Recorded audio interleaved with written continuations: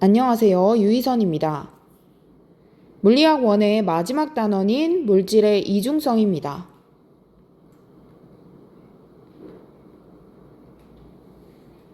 지난 시간에 우리는 빛의 이중성에 대해 배웠습니다. 빛은 입자성과 파동성을 모두 갖는다는 것이었죠. 1920년대 드브로이라는 과학자는 박사학위 논문에서 파격적인 이론을 제시합니다. 빛이 입자성과 파동성을 동시에 갖는다면 우리가 당연히 입자라고 생각했던 전자, 양성자, 중성자와 같은 작은 입자들도 파동성을 가지지 않을까라는 의문을 갖고 수학적으로 전개해 나간 것입니다. 그 논문에서는 당연히 입자라고 생각했던 것들이 파동성을 갖는다라는 결론을 내고 있었습니다. 이것을 받아본 지도교수 랑주뱅은 너무나 충격을 받아서 그 논문을 아인슈타인에게 한부 붙여봅니다. 아인슈타인은 그 논문의 결과에 대해 아주 극찬을 보내며 그때부터 물질파 이론이 등장하게 되었습니다. 물질파란 전자, 양성자, 중성자와 같은 입자들도 파동의 성질을 나타낼 것이라고 생각하여 이러한 입자들이 나타내는 파동을 물질파라고 불렀습니다. 물질파 하면 생각나는 과학자가 바로 드브로이여야 합니다. 물질파 파장은 그래서 드브로이 파장이라고도 부르는데 여러분들이 반드시 기억해 두어야 합니다. 질량이 m인 입자가 속력 V로 운동할 때 입자의 파장 람다를 드브로이라는 과학자가 수학적으로 예측해냈습니다. 입자의 파장 람다는 mv분의 h입니다. 이때 우리는 운동량 mv를 질량과 속도의 곱을 p로 나타낼 수 있었죠. 그래서 람다는 p분의 h 라는 식이 나오게 됩니다. 이 공식은 여러분들이 기억해야 합니다. 그리고 또 다른 중요한 식이 하나 있는데 우선 별표를 치겠습니다. 이 K는 운동 에너지를 의미하죠. 이 운동 에너지는 2분의 1 mv 제곱이라고 고전역학에서 배웠습니다. 이때 2분의 1 mv 제곱에 아래에 써보겠습니다. 2분의 1 mv 제곱에 m을 한번 곱해주고 m을 한번 나눠주면 원래의 식과 동일하죠. 그러면 2분의 1 mv의 제곱으로 묶을 수 있고 m분의 1은 뒤에 남게 됩니다. mv는 이때 p로 바꿔서 쓸 수 있으므로 이것을 정리하면 2m분의 운동량 p의 제곱 이렇게 쓸 수 있습니다.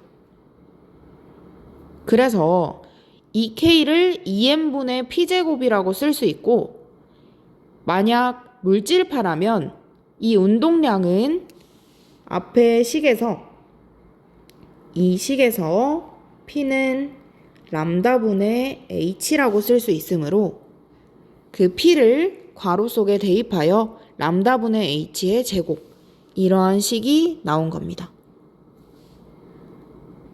그래서 물질파의 파장을 알 뿐만 아니라 물질파가 가지고 있는 운동 에너지 2m분의 1 람다분의 h의 제곱 이것도 여러분들이 알아두어야 계산 문제를 푸는데 어려움이 없을 것입니다. 이러한 물질파를 실험적으로 확인한 것이 데이비슨 거머와 톰슨이 대표적입니다. 위에서부터 보겠습니다. 데이비슨 거머 실험입니다. 전자선을 니켈 결정에 입사시켰을 때 많은 전자들이 특정한 방향으로 튀어나왔습니다. 전자가 파동처럼 회전하여 특정한 각도에서 보강 간섭을 일으켰다라고 설명을 했습니다. 자, 만약 전자가 우리가 그동안 생각했던 입자라면 니켈 결정에 이렇게 쪼여주었을 때, 입사했을 때 사방으로 튕겨나갈 것입니다. 그런데 검출기를 왔다 갔다 하면서 빨간색 화살표 방향에 따라서 움직이면서 측정한 결과 전자가 50도에서 가장 많이 튀어나온다는 것을 발견할 수 있었습니다. 이것은 전자가 입자라면 설명할 수 없는 개념입니다. 전자가 50도에서 가장 많이 튀어나온 것을 데이비슨과 거머라는 사람이 전자가 회절하여 특정한 각도에서 보강 간섭을 일으켰기 때문이다 라고 설명을 한 것입니다. 보강 간섭은 간섭이기 때문에 파동의 특징이죠. 이 실험 결과 당연히 입자라고 생각했던 전자가 간섭을 일으킬 수도 있는 파동처럼 행동한다 라는 것을 알려주는 것입니다. 다음은 톰슨 실험입니다. 톰슨은 전자의 파동성을 확인하기 위해 X선 대신 전자선을 금속 결정에 쪼여주는 회절 실험을 했습니다. 알루미늄과 금을 얇게 펴서 만든 방막에 가속시킨 전자선을 쪼여주었더니 회절 현상이 나타났습니다. 이 회절 현상 또한 파동에서만 나타나는 특징이죠.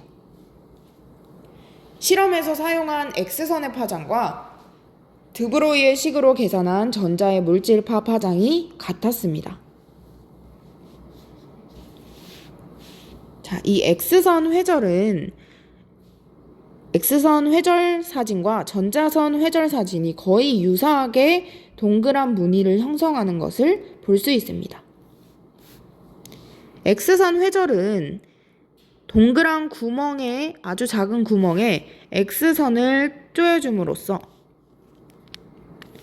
이렇게 동그란 구멍에 X선을 쪼여주면 스크린에 파동의 회절이 일어나면서 원래는 이 부분에만 X선이 검출되어야 하는데 이렇게 동그란 무늬를 형성하면서 스크린에 회절을 보이는 것을 사진으로 나타낸 것입니다.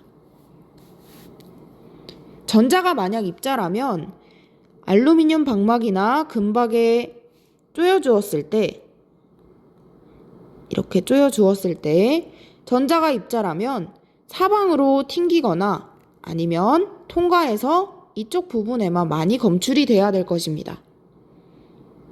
그런데 마치 X선의 회절 무늬처럼 이렇게 동그란 무늬, 회절 무늬를 형성하는 것을 볼 수 있었습니다. 따라서 톰슨은 X선의 회절 무늬가 나타나는 것처럼 전자도 회절을 일으켜 파동처럼 행동했기 때문이라고 이 결과를 설명했습니다. 여담을 하나 하자면 여기에서 나오는 톰슨은 우리가 앞서 배웠던 음극선 실험의 톰슨을 진행했던 그 톰슨의 아들입니다. 음극선 실험의 톰슨은 아버지이고 여기에서 전자선 회절 실험의 톰슨은 아들 톰슨입니다. 그런데 이 부자는 동시에 물리학상을 받았습니다. 같은 시대에 받은 것은 아니지만 부자가 모두 물리학상을 수상했다는 것은, 노벨 물리학상을 수상했다는 것은 굉장히 의미 있는 결과죠. 노벨 물리학상을 가장 많이 수상한 집안은 퀴리 부인 집안입니다.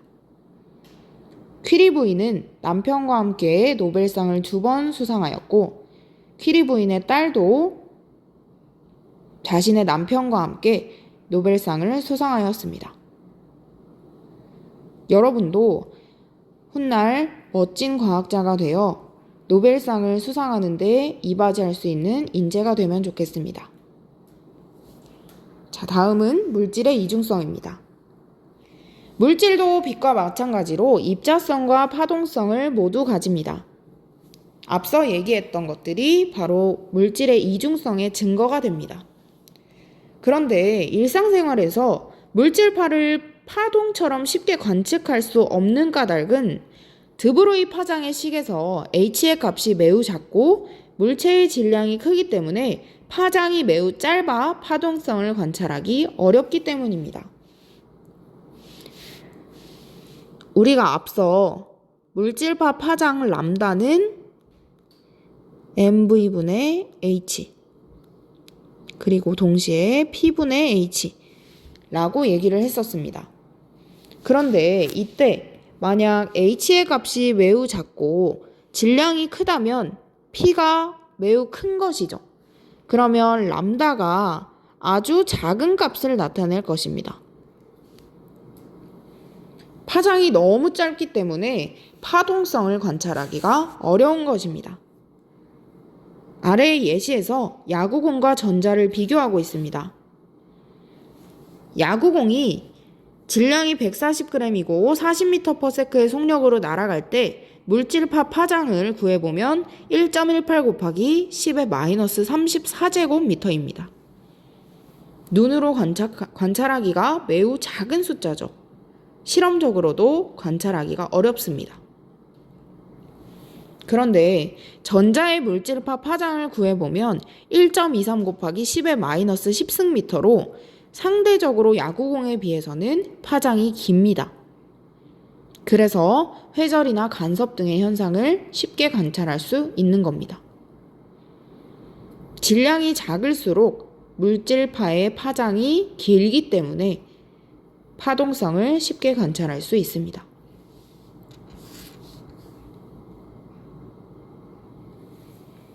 이러한 전자의 파동성을 이용하여 전자현미경을 만들 수 있습니다. 우리가 그동안 학교에서 주로 사용했던 것은 광학현미경입니다. 저반렌즈, 대물렌즈 등의 볼록 렌즈가 사용된 형태인데 현미경이란 맨눈으로 볼 수 없을 정도로 작은 물체를 확대하여 보는 장치입니다. 광학현미경은 유리로 만든 렌즈를 이용하여 물체에서 반사한 가시광선을 굴절시켜 확대된 모습을 관찰하는 장치입니다. 반면 전자현미경은 가시광선 대신 전자의 물질파를 이용하여 만든 현미경입니다. 우선 현미경의 종류는 크게 광학현미경과 전자현미경 이렇게 두 가지로 나눌 수 있습니다. 가시광선의 파장이 약 10의 마이너스 7제곱미터입니다. 그런데 가시광선의 파장보다 크기가 더 작은 바이러스나 미토콘드리아와 같은 물체는 빛의 회절 현상 때문에 상이 흐려지므로 광학현미경으로 관찰하기가 어렵습니다. 우리가 사용하는 파장에 비해서 물체의 크기가 더 작으면 회절 현상이 잘 일어납니다. 그러면 회절이 일어나면 파동이 휘어지는 것이기 때문에 상이 흐려지고 물체의 관찰이 어렵겠죠. 가시광선의 파장이 약 10의 마이너스 7세인데 전자선의 물질파 파장은 약 10의 마이너스 10승미터입니다. 이것은 가시광선의 파장보다 훨씬 짧은 수치죠. 그래서 이때는 회절이 잘 안 일어나고 물체의 상을 또렷하게 관찰할 수 있게 됩니다. 이 전자현미경은 빛이 렌즈에 의해 모이는 것처럼 전자선을 모아주는 장치가 필요한데 그것이 바로 자기렌즈입니다. 자기렌즈는 코일로 만든 전자석을 이용하여 입사하는 전자선의 경로를 휘게 만들어 아주 좁은 한 점에 전자선을 모아주는 장치입니다. 광학현미경에서 렌즈의 역할이죠. 자, 전자다발이 이렇게 입사를 하면 점선을 따라서 이렇게 입사를 합니다. 그러면 전자석 코일이 감긴 이 자기렌즈에서 한 점으로 전자선을 모아주어야 물체를 관찰할 수 있습니다. 그래서 이 전자를 휘게 하는 자기장을 형성함으로써 자기력으로 전자를 휘게 합니다. 자기렌즈가 자기장, 즉 자기력으로 전자를 휘게 함으로써 한 점에 모아준다 라는 내용을 기억하면 됩니다. 이 전자현미경은 종류가 두 가지로 나뉘어집니다. 주사전자현미경과 투과전자현미경입니다. 주사전자현미경과 투과전자현미경을 비교하여 묻는 문제가 모의고사나 내신에 자주 출제가 됩니다. 그래서 반드시 비교하여 알아두어야 합니다. 주사전자현미경은 뜨거운 필라멘트에서 방출된 전자를 10kV에서 30kV의 전압으로 가속시켜 전자선을 만든 후 스캔하면서 물체를 관찰하는 것입니다. 스캐닝 일렉트론 마이크로스코프를 줄여서 SEM 또는 SEM이라고 부릅니다. 약자도 알아두는 것이 좋습니다. 반면 투과전자현미경은 스캔을 하는 것이 아니라, 즉 전자선이 반사되는 것을 관찰하는 것이 아니라 아예 물체에 투과를 시켜서 관찰하는 것입니다. 투과가 영어로 트랜스미션이죠. 그래서 트랜스미션 일렉트론 마이크로스코프를 줄여서 TEM 또는 TEM이라고 합니다. 자세한 내용을 살펴보겠습니다. 어쨌든 주사전자현미경은 10kV에서 30kV의 전압으로 전자선을 만든 후 전자선을 자기 렌즈에 통과시켜 초점이 잘 맞추어진 전자선을 만든 다음 시료의 표면을 따라 스캔하면서 조여줍니다. 여기서 중요한 점은 시료 표면을 금속으로 얇게 코팅해 주어야 스캔이 잘 된다는 것입니다. 시료 표면을 금속으로 얇게 코팅해 주어야 합니다. 그리고 주사전자현미경은 시료 표면을 따라 반사되는 전자선을 관찰하므로 시료의 3차원적 구조를 볼 수 있습니다. 내부 구조는 보는 것이 어렵겠죠. 금속으로 코팅한 표면만 3차원으로 관찰이 가능합니다. 반면 투과전자현미경에 대해 살펴보겠습니다. 투과전자현미경은 전자를 조금 높은 전압으로 가속시켜 주어야 물체를 투과하게 만들 수 있습니다. 똑같이 자기 렌즈를 이용하여 모으고 전자선을 시료에 투과시켜 상을 만들어냅니다. 그래서 이 투과전자현미경은 시료를 투과하기 위해서 얇게 만들어야 하고, 그리고 내부 구조를 관찰할 수 있다는 특징이 있습니다. 이렇게 파란색으로 친 부분이 시험에 자주 출제되는 내용입니다. 셈과 템의 특징을 구분하여 여러분들이 공부하길 바랍니다. 자, 아래 구조를 한번 살펴보겠습니다. 광학현미경, 주사전자현미경, 투과전자현미경입니다. 문제의 대부분 이 구조를 보고 셈과 템을 구분하는 것이 아니라 문제에 어떤 것이 셈이고 어떤 것이 템이다 라는 것이 주어집니다. 아래의 관찰 결과를 보면 광학현미경은 상대적으로 전자현미경에 비해 또렷하지 않은 상을 볼 수 있죠. 셈은 집신벌레를 관찰한 것을 보면 투과전자현미경과는 다르게 표면 관찰이 가능하고 3차원적 구조를 관찰할 수 있습니다. 집신벌레를 템으로 관찰하면 내부 구조를 관찰할 수 있고 2차원적 구조를 관찰할 수 있습니다. 셈은 앞서 말했듯이 표면을 관찰하기 위해 금속으로 코팅해야 한다는 단점이 있고, 템은 내부 구조를 관찰하기 위해 시료를 아주 얇게 만들어야 한다는 단점이 있습니다. 분해능이라는 것이 가끔가다 문제집에 나옵니다. 그래서 여러분들이 분해능도 알아두어야 하는데, 이때 분해능이란 현미경이나 망원경에서 가까이 있는 두 물체를 구별하는 능력입니다. A라는 물체와 이쪽에 A라는 물체가 있고 이쪽에 B라는 물체가 있습니다. 어떤 사람은 지켜봤을 때 A라는 물체와 B라는 물체를 구별할 수 있는 각도가 120도입니다. 그런데 다른 사람이 보면 A라는 물체와 C라는 물체가 아주 가까이에 있어도 구별할 수 있습니다. 한 30도 정도라고 해볼게요. 그러면 가 사람과 나 사람 중에 어떤 사람의 눈이 더 능력이 좋은 것인가요? 가라는 사람은 120도 안쪽으로 각도가 좁아지면 A와 B를 구별할 수 없습니다. 나라는 사람은 30도 안쪽으로 각도가 좁아지면 A와 C를 구별할 수 없습니다. 어쨌든 각도가 더 작은 쪽까지 구별할 수 있는 나 사람이 더 눈의 능력이 뛰어난 것입니다. 이것이 바로 분해능 개념입니다. 분해능이 좋을수록 구별할 수 있는 두 점 사이의 거리가 작습니다. 그래서 미세한 물체까지 선명하게 볼 수 있습니다.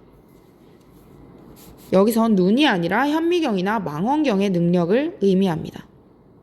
자, 그러면 앞서 말했듯이 세타가 작을수록 큰 것일까요? 세타가 클수록 큰 것일까요?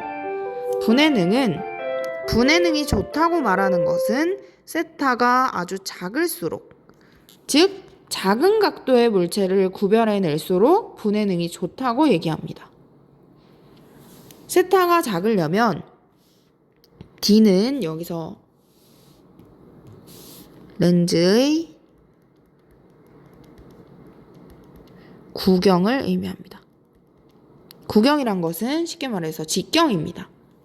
렌즈가 크면 D가 커지겠죠. 그 다음 사용하는 파의 파장입니다. 람다는. 자, 그럼 분해능이 좋다고 말하는 것은 세타가 작을 때를 의미하는데 이 작은 각도까지 구별해서 보기 위해서는 렌즈의 구경이 커야겠죠. 그리고 파장은 짧아야 합니다. 광학현미경에 비해 전자현미경이 분해능이 좋습니다. 그것은 가시광선보다 전자선의 파장이 짧기 때문입니다. 그리고 우리가 일반적으로 통상 사용하는 망원경에 비해 우주를 관측할 때 쓰는 망원경은 매우 크기가 큽니다. 렌즈의 구경이 매우 크다는 것이죠. 파장이 짧고 렌즈의 구경이 클수록 세타는 작아지며 분해능은 좋아집니다. 문제를 풀어보겠습니다. 표는 두 입자 AB의 질량과 속력을 나타낸 것이다. AB의 드브로이 파장의 비 람다 A 대 람다 B는 드브로이 물질파 파장은 어떻게 쓸 수 있었죠? 물질파 파장 람다는 mv분의 h 또는 p분의 h라고 쓸 수 있었습니다. p는 mv라는 것을 알고 있다면 그냥 람다는 p분의 h다 라고 정도만 외워도 문제를 풀 수 있습니다. 자, 그럼 A의 경우에서를 보겠습니다. A는 질량이 m이고 속력이 2v입니다. 그러면 A의 경우에서 람다 A는 m 곱하기 2v분의 h입니다. 즉 2mv분의 h입니다. B에서 람다 B는 질량이 2m이고 속력이 3v이므로 mv 자리에 2m과 3v를 대입하면 됩니다.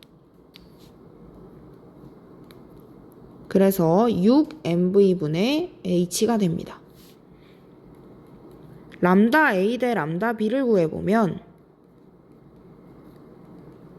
2mv분의 h 대 6mv분의 h입니다. 이것을 구해보면 3대 1이 되겠네요. 따라서 답은 4번입니다.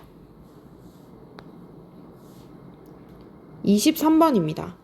그림은 광학현미경과 투과전자현미경 태매 구조를 나타낸 것이다. 두 종류의 현미경을 옳게 비교하여 말한 학생만을 있는 대로 고른 것은? 철수. 전자현미경 내부는 진공이기 때문에 살아있는 생명체를 관찰하기 힘들어. 자, 전자현미경 내부가 진공이라는 것은 여러분들이 알아두어야 하는 개념 중에 하나입니다. 전자현미경 내부가 진공이 아니라면 우리가 쪼여주는 전자빔이 공기의 방해를 받겠죠. 공기 입자의 방해를 받습니다. 방해를 받으면 전자선이 느려지겠죠. 그러면 상이 또렷하게 관찰되기 어렵습니다. 그래서 내부는 진공 상태로 만들어 주어야 하고, 그래서 상이 있는 이 공간이 진공이기 때문에 살아있는 생명체는 관찰하기가 어렵습니다. 02. 전자현미경은 시료 내부를 보기 위해 수분을 제거한 후 얇게 만들어야 해. 전자현미경은 시료 내부, 특히 템은 2차원적 구조를 관찰하기 쉬운 현미경이죠.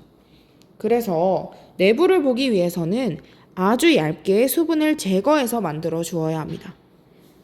만약 물체의 상이 얇지 않다면, 물체 자체가 얇지 않다면 전자선이 좀 느려지고, 전자선이 느려진다는 것은 람다는 mv분의 h에서 v가 작아져서 람다가 길어진다는 것입니다.